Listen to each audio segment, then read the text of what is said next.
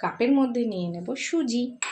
সুজিটা কত হেলদি, আর বাচ্চারা খেতেও পছন্দ করে। বানিয়ে বাড়িতে রেখে দিলে ওরা টিফিনেও নিয়ে যেতে পারবে। দেখা যাক টিফিনের জন্য বাঁচে কি না আর কেমন হয়, চলো দেখি। কাপ সুজি নিয়ে নিয়েছি, আর এই কাপে মাপ করে নিয়ে নেব দই। সুজি নিয়েছি ততটা দই আমি এর মধ্যে অ্যাড করে দেবো। দইটা বাড়িতে পাতা, তো আমি এটাকে কিছুক্ষণের জন্য ভিজিয়ে রেখে দেবো রেস্টে। আছে কমলা লেবুও, চলো এটা জুস করি। তো লেবুর জুসটা করে বাদামগুলো ভিজিয়ে দিলাম, আর এইদিকে দেখো দারচিনিগুলো পাউডার করে নেব, কেন এই একটা গরম মশলার দারচিনির টেস্ট আসবে বলে। আর এইদিকে পেস্তা, সব নাট এগুলো কুচি কুচি করে কেটে নেব, আর থাকবে চেরিও। ব্যাস, তো এটা দেখো টেনে নিয়েছে সুজিটা, কতটা সোপ করে নিয়েছে। এবারে আমি এর মধ্যে দিয়ে দেবো লেমন জুসটা, দিয়ে ভালো করে ফেটে নেব।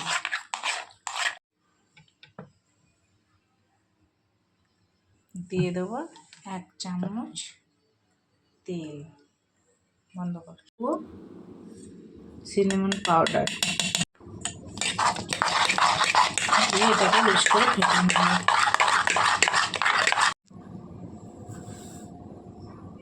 দিয়ে দেবো ভিনিগার, তো আমি এখানে ক্যারামেল করতে দিয়েছি।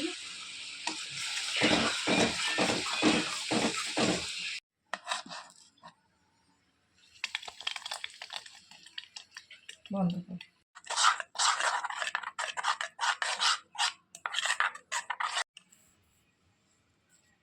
তো আমি এর মধ্যে এবারে দিয়ে দেবো 1 চিমটি খাবার সোডা আর 1 চামচ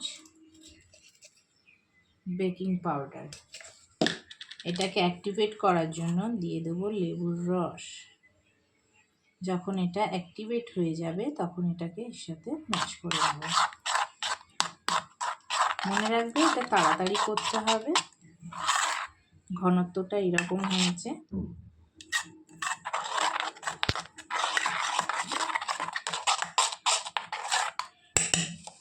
আর এখানে আমি রেডি করে নিয়েছি আটার মধ্যে এগুলোকে কোট করে নেব বন্ধুরা, যাতে এগুলো নিচে না চলে যায়। তো হয়ে গেছে কোট করা। তো চলো,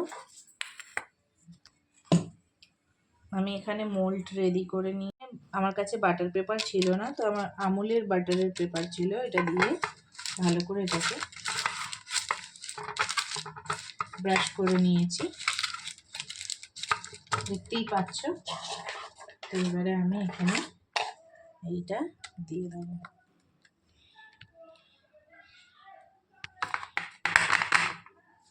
বন্ধ করে দেবো, দেওয়ার পরে এগুলো উপর থেকে দিয়ে দেবো।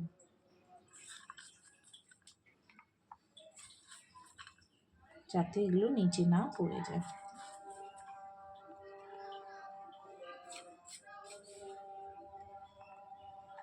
হিট করে রেখেছি, এবার এটাকে উপরে বসিয়ে দেবো।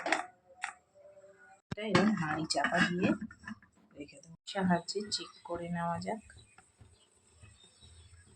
এখনো একটু হবে।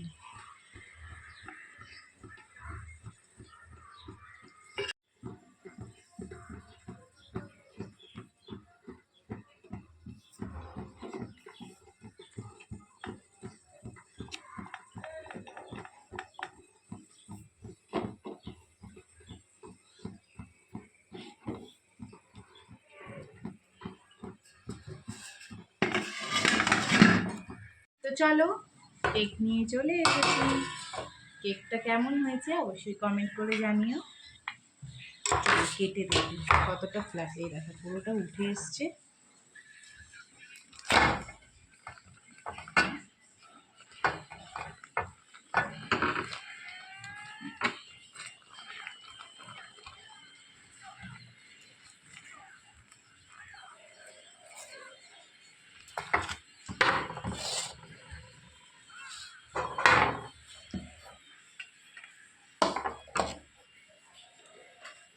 দেখো